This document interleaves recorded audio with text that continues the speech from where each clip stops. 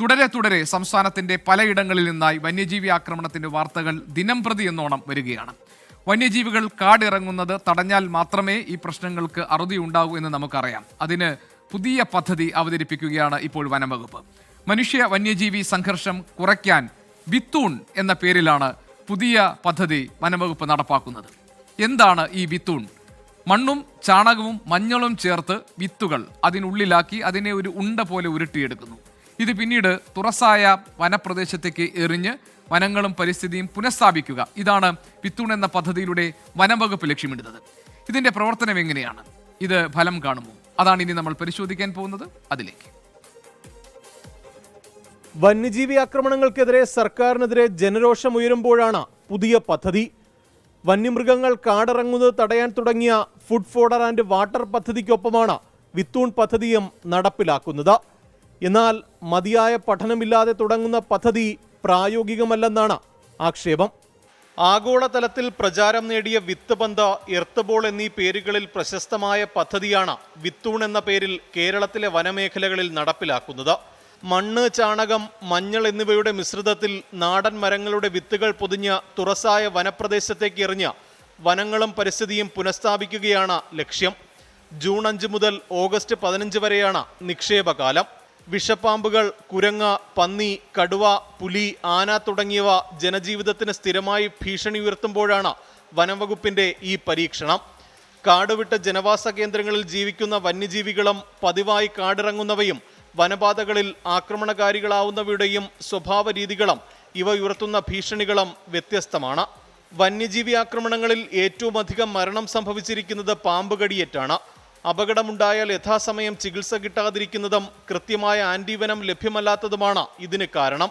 കായ്കനികൾ ഭക്ഷിക്കുവാൻ ഇഷ്ടപ്പെടുന്ന കാട്ടുകുരങ്ങുകൾ ജനവാസ കേന്ദ്രങ്ങളിൽ ഉണ്ടാക്കുന്ന നാശനഷ്ടങ്ങൾക്ക് നൂറ്റാണ്ടുകളുടെ പഴക്കമുണ്ട്.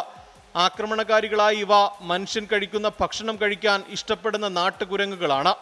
കാടിറങ്ങിയ കാട്ടുപന്നികൾ നാട്ടിൻപുറങ്ങളിലെയും നഗരങ്ങളിലെയും പൊന്തക്കാടുകളിൽ പെറ്റുപെരുകിയിരുന്നു.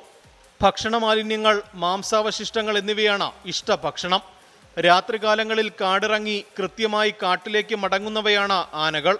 ആനത്താരകൾ കയ്യേറപ്പെട്ടതും ടൂറിസം കേന്ദ്രങ്ങൾ, വനത്തിലേക്ക് കയറിയിറങ്ങിക്കിടക്കുന്ന ജനവാസ മേഖലകൾ, മണവും മധുരവും ഉപ്പുരസവുമുള്ള ഭക്ഷണ ലഭ്യത, വേനൽക്കാലത്ത് വെള്ളം യഥേഷ്ടം ലഭിക്കുന്ന സ്ഥലങ്ങൾ, ഇങ്ങനെ ആനയുടെ കാടിറക്കത്തിന്റെ കാരണങ്ങൾ നിരവധിയാണ്. വനാതിർത്തികളിൽ ഫലപ്രദമായ വേലികൾ, ബാരിക്കേഡുകൾ, കിടങ്ങ് എന്നിവ സ്ഥാപിച്ചും വനത്തിലൂടെയുള്ള യാത്രകൾക്ക് നിയന്ത്രണം ഏർപ്പെടുത്തിയും ആനയുടെ കാടിറക്കത്തെ നിയന്ത്രിക്കാൻ സാധിക്കും. വളരെ അപൂർവമായി മാത്രം ജനവാസ കേന്ദ്രങ്ങളിൽ വന്നു പോകുന്നവയാണ് കടുവയും പുലിയും. മ്ലാവ്, പന്നി തുടങ്ങിയവയാണ് ഇവയുടെ പ്രധാന ഇര. ഉൾവനത്തിൽ നിന്നും ഈ മൃഗങ്ങൾ വനാതിർത്തിയിലെ ജനവാസ കേന്ദ്രങ്ങളിലേക്ക് കൂടുതലായി എത്താൻ തുടങ്ങിയതോടെ ഇവയും കാടിറങ്ങി. പരസ്പരം ഏറ്റുമുട്ടി തോൽക്കുമ്പോൾ നിലവിലെ കാടും ആവാസ വ്യവസ്ഥയും വിട്ടുപോകേണ്ടി വരുന്നതും എണ്ണത്തിലെ വർധനയും പരിക്കോ പ്രായത്തിന്റെ അവശതയോ കാരണം ഇരയെ പിന്തുടർന്ന് പിടികൂടി ഭക്ഷിക്കാൻ കഴിയാതെ വരുമ്പോഴാണ് വളർത്തുമൃഗങ്ങളെ തേടി ഇവ പ്രധാനമായും കാടിറങ്ങുന്നത്. ഇവയെ പിടികൂടി ഉൾക്കാട്ടിലെത്തിക്കുന്നതോടെ ഇവയുടെ ഭീഷണി ഒഴിവാകുന്നതാണ്. കാടിറങ്ങുന്ന വന്യമൃഗങ്ങളുടെ സ്വഭാവ രീതികളും കാടിറങ്ങുന്നതിനുള്ള കാരണവും വ്യത്യസ്തമായിരിക്കെ ഇതനുസരിച്ചുള്ള പദ്ധതികളാണ് ആസൂത്രണം ചെയ്യേണ്ടത്. എന്നാൽ എല്ലാ വന്യമൃഗങ്ങളെയും ഒന്നായി പരിഗണിച്ചുകൊണ്ടാണ് വനം വകുപ്പ് പദ്ധതികൾ ആവിഷ്കരിക്കുന്നത്. ഇതിനായി ചെലവാക്കുന്നതാകട്ടെ കോടികളും. പിന്നെ സംസ്ഥാനത്ത് എങ്ങനെ വന്യജീവി ആക്രമണങ്ങൾ കുറയ്ക്കാനാകും? MG പ്രതീഷ്, 24, തിരുവനന്തപുരം.